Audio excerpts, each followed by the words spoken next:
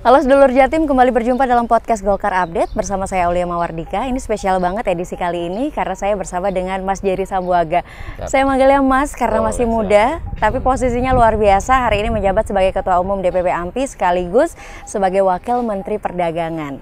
Dan tentu saja beliau ini juga aktif dengan organisasi kepemudaan yang dimana kita ketahui bahwa menjelang 2024 ini pemilih pemula juga sangat menentukan bagaimana perpolitikan yang ada di Indonesia. Nah, saya ingin tahu kalau dari kacamata Mas Jerry sendiri melihat 2024 kemarin data yang saya terima memang pemilih pemula itu cukup tinggi dari tiap-tiap DPT-nya dan akhirnya itu juga menjadi penentu harusnya untuk pemilu di 2024 ini. Kalau Mas Jerry melihat pemilu 2024 dengan pemilih pemula seperti apa korelasinya? Ya, berarti ini memang sesuatu yang penting ya Mbak ya. Karena kenapa? Karena data juga saya pikir banyak yang menunjukkan bahwa untuk kontestasi politik ya, saya pikir tidak hanya untuk pemilu tapi juga untuk pilpres, untuk pilkada ya, itu juga banyak melibatkan partisipasi publik yang sekarang banyak juga didominasi oleh generasi muda, oleh anak-anak muda dan mungkin persentasenya akan semakin naik seiring berjalannya waktu, seiring menambahnya populasi dan seterusnya. Dan tentunya ini adalah salah satu yang perlu juga ditingkatkan ya, partisipasinya melalui mungkin bagaimana cara-cara untuk bisa mendekatkan diri kepada generasi muda. Betul. Ya kan, karena apapun kan generasi muda adalah generasi penerus ya kan? Dan mereka adalah bagian ya, dari pemilih ya, yang secara legal dan juga secara faktual juga menentukan ya.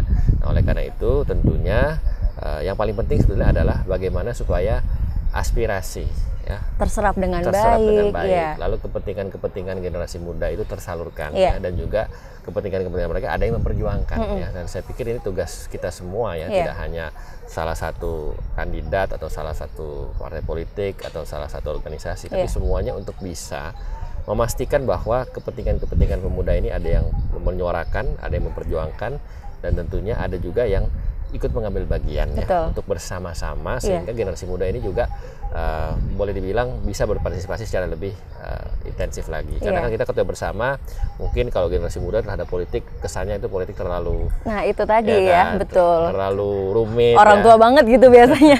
Nah ini memang tantangan, tidak gampang, tidak mudah ya. Tetapi ini yang saya pikir semua juga melakukan hal yang sama untuk bisa bagaimana caranya mengawal ya generasi muda untuk bisa dalam kepentingannya itu bisa disalurkan dan juga diperjuangkan. Betul, itu juga yang sering menjadi pertanyaan. Biasanya kalau organisasi, apalagi organisasi kepemudaan, kalau AMPI memang syarat dengan Golkar begitu kan hari ini. Apa yang membuat Mas Jerry sampai oke, aku mau nih gabung ke AMPI sebagai pemuda begitu? Karena memang banyak anak muda zaman sekarang di masa kini yang memang mereka apatis terhadap politik begitu. Betul. Ya memang itu ya salah satu daya tarik ya AMPI ini kan organisasi yang ya tentunya bersifat kepemudaan, kemasyarakatan, dan tentunya ini bisa menampung gagasan, ide, ya, intellectual exercise antara tidak hanya antara golongan muda sebetulnya, tapi juga golongan yang lebih senior ya. Karena AMPI ini kan sudah didirikan lama, 1978 ya, dan tentunya ini didirikan oleh Partai Golkar ya sebagai bagian ya ormas yang didirikan oleh Partai Golkar. Nah, tentunya banyak juga tidak hanya soal kontestasi kepemudaan atau gagasan atau ide atau juga mungkin pemikiran ya, tetapi juga ini memang terlatih ya, boleh saya katakan juga untuk katakanlah untuk menyuarakan ya atau untuk memperjuangkan ya agenda-agenda politik ya, praktis ya, baik itu dalam kontestasi pemilu, pilkada maupun juga pilpres ya. Nah ini yang membuat banyak ketertarikan ya, dan juga tentunya juga tidak hanya saya juga tetapi juga banyak anak-anak muda lain yang melihat AMPI ini sebagai wadah tempat berhimpun gitu ya. Dan apalagi di kepengurusan saya dan juga jajaran yang baru saja dikukuhkan dan dilantik oleh Pak Erlangga Hartarto selaku kedua Dewan Pembina DPP AMPI, ini pengurusnya ini banyak ya, hampir mendekati 500 lebih ya. Dan ini terdiri dari berbagai macam latar belakang ya, tidak hanya dari mereka-mereka yang sudah pernah aktif di Golkar, tetapi bahkan dari luar itu. Karena sekali lagi AMPI ini kan sifatnya juga independen dalam konteks tidak hanya menerima dari yang memang sudah aktif di Golkar, tapi semuanya yang memang mau aktif, yang memang mau berpartisipasi pemuda yang punya gagasan, butuh wadah ya, ini tempatnya. Butuh wadah, ini salah satu kita menyalurkan itu. Betul. Dan hari ini Pak Mas Jerry, saya manggilnya Pak Wamen begitu ya, karena posisinya juga sebagai Wakil Menteri Perdagangan hari ini. Mas Jerry, hari ini kan kita melihat Pak Jokowi memang sangat mendukung pemuda-pemuda begitu yang ada di Indonesia, melihat bagaimana jajaran-jajaran Wakil Menteri juga diisi dengan anak-anak muda. Artinya itu juga harusnya membuka mata kita semua sebagai masyarakat atau mungkin yang masih muda-muda bahwa anak muda juga punya tempat sebenarnya di sini, tidak hanya yang sudah lebih senior gitu ya, tapi yang muda-muda juga punya tempat. Buktinya dengan kehadiran Mas Jerry hari ini sebagai Wakil Menteri Perdagangan. Rasanya gimana sih Mas masih muda jadi Wakil Menteri? Tentunya ini kehormatan ya, kebanggaan bisa ikut bergabung di pemerintahan, di kabinet bersama dengan kolega-kolega Wakil Menteri dan Menteri yang lain ya. Kita kan pembantu Presiden, Pak Presiden Joko Widodo mengangkat kami, diusulkan juga oleh melalui partai politik kan begitu, yang dimana ketua umumnya adalah Pak Erlangga. Jadi saya terima kasih kepada Bapak Erlangga Hartarto selaku Ketua Umum yang mempercayakan juga bahwa di Golkar ini ada kader-kader muda yang bisa ikut ngambil bagian. Dan juga sangat terima kasih kepada Pak Presiden Joko Widodo juga yang mempercayakan kepada kami ya bahwa ini sebuah amanah ya, sebuah kehormatan bisa ikut berpartisipasi dan ikut menjadi bagian ya dari pemerintahan ya. Tentunya ini yang amanah yang tidak boleh disia-siakan ya. Harus kita kawal, harus kita laksanakan dengan sungguh-sungguh, dengan maksimal, ya juga dengan tentunya mengawal visi misi Bapak Presiden, ya, Bapak Presiden Joko Widodo, sebagaimana disampaikan oleh beliau bahwa visi misi beliau harus kita maksimalkan, kita implementasikan dengan baik melalui program-program yang harus delivered, ya tidak hanya sending-sending saja. Beliau sempat mengatakan bahwa program-program jangan hanya rutin, jangan hanya bersifat rutinitas, jangan hanya cuma sending, tetapi juga delivered artinya tersampaikan dengan baik, dengan baik, memiliki dampak yang positif untuk masyarakat. Ya, tentunya ini sesuatu yang kesempatan yang luar biasa. Jadi saya terima kasih sekali lagi pada Pak Presiden Joko Widodo dan Pak Ketua Umum Pak Erlangga Hartarto yang memposisikan saya untuk bisa menjadi ambil bagian di pemerintahan, dan tentunya ini tidak boleh kita sia-siakan, dan tentunya ini harus menjadi penyemangat juga untuk kita sesama generasi muda bahwa kesempatan itu ada. Ya. Tinggal bagaimana kita harus amanah mengemban amanah tersebut dengan sebaik-baiknya. Baik, terakhir ini Mas, sebagai anak muda, kalau kita bicara soal perdagangan begitu, banyak anak muda yang sudah memulai bisnis begitu di masa muda. Tapi apa yang bisa kita lakukan sebagai anak muda paling tidak untuk mendukung perdagangan yang ada di Indonesia agar mungkin perekonomiannya juga lebih maju begitu saat ini? Saya pikir dari perspektif perdagangan ini luar biasa ya. Anak muda kita banyak yang bikin perusahaan, startup dan seterusnya, dan tentunya ini menjadi salah satu indikator bagaimana kewirausahaan atau entrepreneurship itu dibangun sejak usia dini. Dan bahkan kan sekali lagi kita juga semangatnya bagaimana menciptakan entrepreneur ya.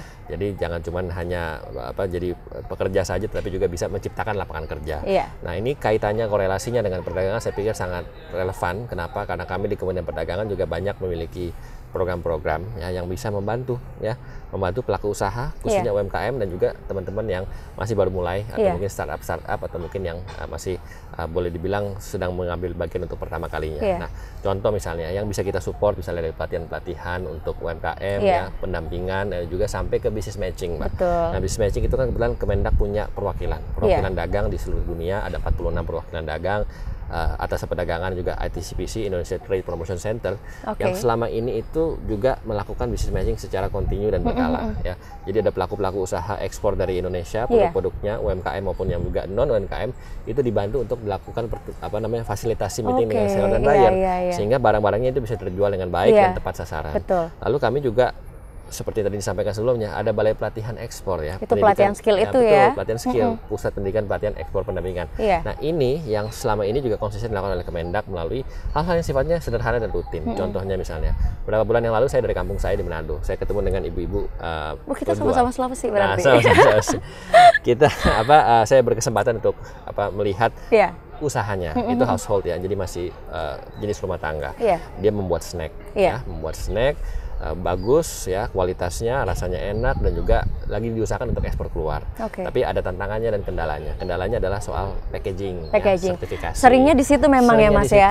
Nah, itu yang coba kami bantu ya. Kenapa? Karena ternyata hal-hal yang sifatnya mungkin sederhana atau teknis itu kadang-kadang juga menjadi sulit ketika memang contohnya seperti ibu-ibu yang di Manado di Sulawesi Utara itu, dia kesulitan karena tidak ada bahan baku untuk packaging yang maksimal, mumpuni sesuai dengan sertifikasinya kemauannya juga diakui. Nah, itu yang kita bisa bantu melalui Pusat Pendidikan Pelatihan Ekspor Indonesia.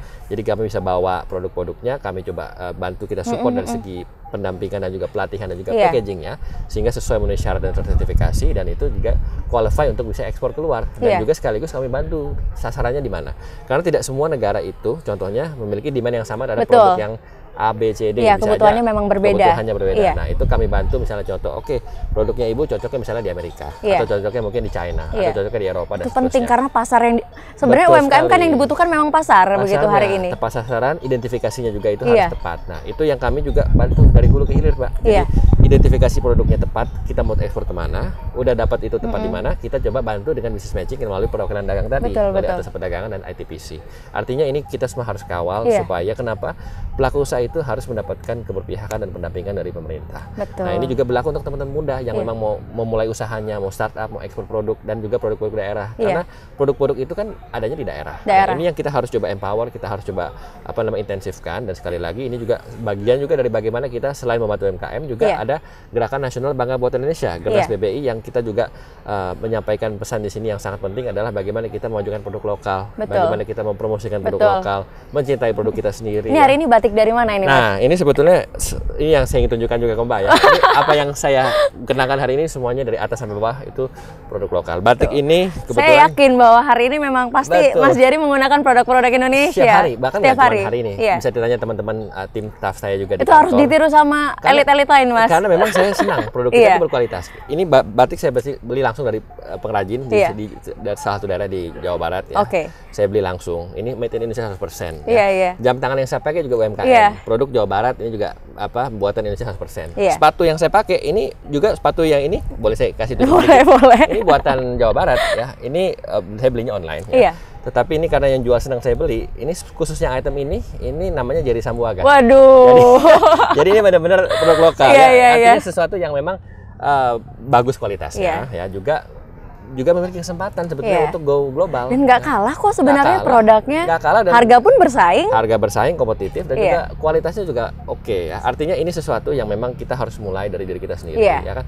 Karena kan kita tidak mau hanya Gernas BBI itu hanya slogan, tetapi juga dipraktikkan, diimplementasikan dalam kehidupan sehari-hari. Waduh, mantap.